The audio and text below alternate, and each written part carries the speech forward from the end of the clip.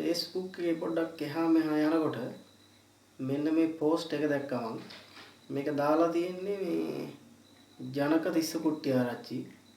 මෙන්න මෙහෙමයි කියලාද මේ පෝස්ට් එකේ තියෙනවා ලොකු දේවල් ඕනේ නැහැ.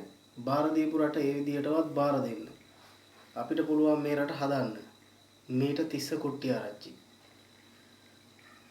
ඉතින් මේවා දැක්කට පස්සේ මේ hina යනවා. ඉතින් ඔක්කොම එකතු වෙලා අවුරුදු ගාණක් කරා. අවුරුදු ගාණක් කරලා බැරි වුණාට පස්සේ ආපහු ගෝඨාභය මහත්තයා ගෙනාවා.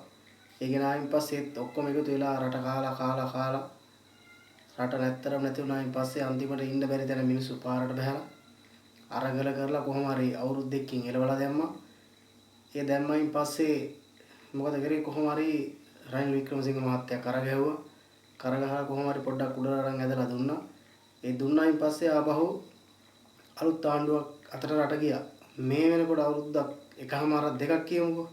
අවුරුදු එකමාරක් උපරිම දෙකක් තමයි අලුත් ආණ්ඩුව පත් වෙලා. ඉතින් කොහොම හරි මොන විදිහට හරි ඔන්න වැඩක් කරගෙන යනවා කියමුකෝ. 100% වැඩ කරනවා කියන්නෙත් නෑ නොකරනවා කියන්නෙත් නෑ. ඉතින් අලුතින් බාරගත්තා විතරයි මොන හරි දෙයක් කරන්න උත්සාහ කරනවා. හරි ඉතින් අපි පොඩ්ඩක් බලාගෙන ඉමු. මොකද ඉතින් මේක අවුරුදු 72ක් කියනෝනේ 72 කතාවක්. අවුරුදු 72ක් කරා කියන්නේ පවුල් දෙක තුනක් නේ.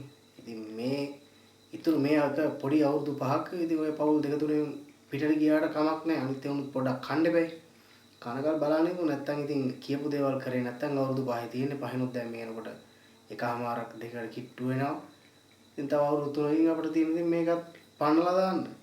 ඉතින් මේ තිස්ස කුට්ටිය ආරච්චිලාටම එකතු වෙලා කණ්ඩ කියලා නෑ. ඉතින් මේ රටේ අනිත් ඒවුත් මේ රට උඹලා කෑවා වගේ ඉතින් කන්න එපයි. ඉතින් චුට්ටක් අනිත් මිනිස්සුන්ටත් අවස්ථාව දීලා බලමු. ඉතින් මට හැංගෙනවා ඉතින් ආයේ කවදාවත් බාර දෙන්න වෙන්නේ නැහැ. ඉතින් තිස්ස කුට්ටිය ආරච්චිලාට මම හිතන්නේ මිනිස්සු ආපහු රටක් කරන්න බාර දෙයි කියලා. මොකද කරන්න තරම් රටකුත් නැහැ. කරන්නත් බෑ ආපහු ඉතින්. එහෙනම් ඉතින් කොහොමවත් අපි පොඩ්ඩක් බලන්න මොකද්ද වෙන්නේ කියලා.